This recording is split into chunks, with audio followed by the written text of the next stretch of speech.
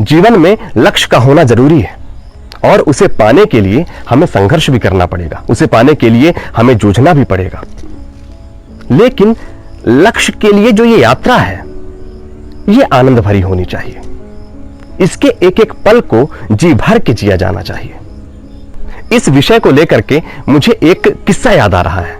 मुझे कभी किसी मेरे मित्र ने मुझे यह किस्सा सुनाया था और आज के इस विषय के लिए बड़ा प्रासंगिक है।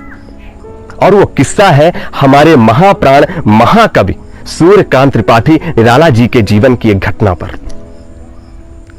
उनका जो पेन नेम है निराला, उनके जीवन को दर्शाता है।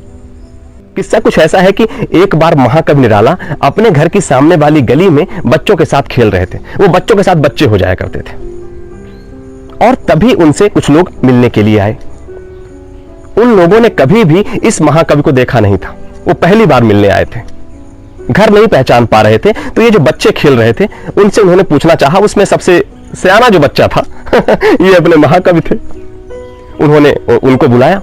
वो एक व्यस्त भाव से उनके पास गए। जी कहिए। उन्होंने कहा कि क्या आप हमें निराला का घर बता सकते हैं, महाकवि निराला का? अच्छा, एक काम करिए, थोड़ा प्रतीक्षा करिए, मैं उनका घर आपको बता दूंगा। और वो चले गए और थोड़ी देर में खेल खत्म करके वो हाथ झाड़ते हुए उनके पास आए और बोले, जी कहिए, मैं ही हूं निराला।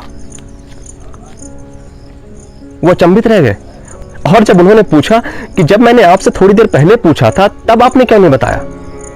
तो निराला जी ने कहा, कैसे बताता, उस समय पे मैं महाकवि थोड़ी था, उस समय पे मैं बच्चा था, महाकवि अब हूं। एक क्षण को, हर एक क्षण को जीना कोई उस महाकवि से सीखे, उस महाप्राण से सीखे।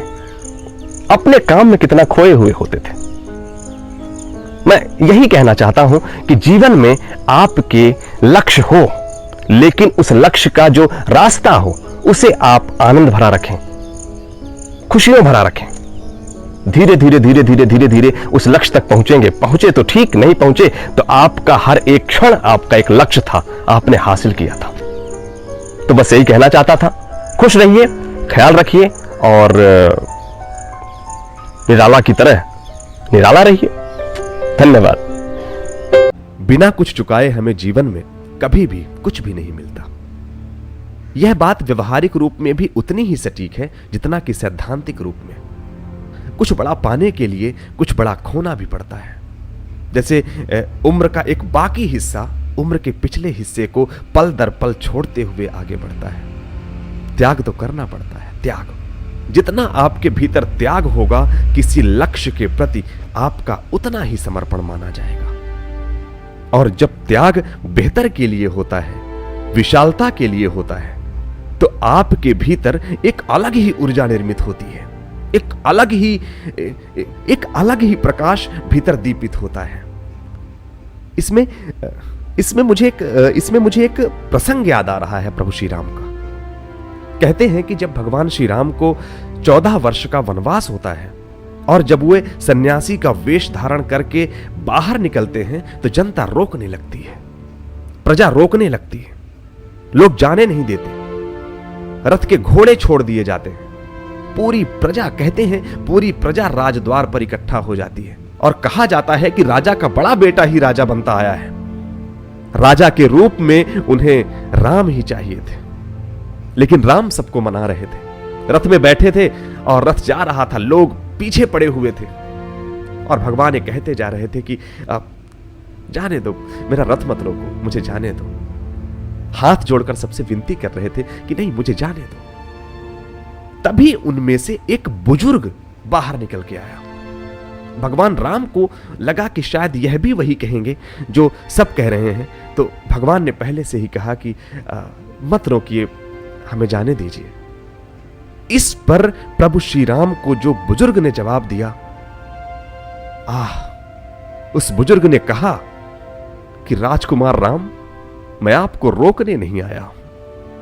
राजकुमार राम, मैं आपको रोकने नहीं आया हूं, मैं तो बस ये देखने आया हूं कि त्यागी पुरुष दिखता कैसा है।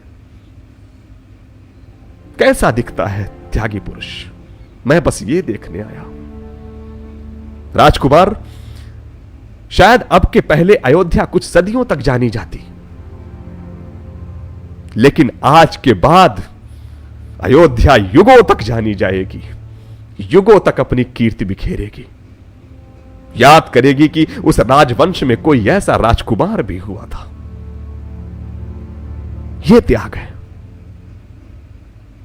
कई बार हम सबका मन भटकता है, बहुत सी चीजें लुभाती हैं, लेकिन किसी ऊंचे लक्ष्य का गढ़ हासिल करने के लिए, जीतने के लिए, उस लक्ष्य को पाने के लिए बहुत कुछ सीखना पड़ता है, बहुत कुछ बनाना पड़ता है, हमें बहुत कुछ त्यागना पड़ता है, बहुत कुछ ध्वस्त करना पड़ता है। अगर आपने कभी कोई लक्ष्य हासिल किया होगा तो शायद मेरी बात समझ में आती होगी, अंदाजा लग गया होगा कि आपने कितना कुछ त्यागा है, कितना कुछ बिना मन के भी।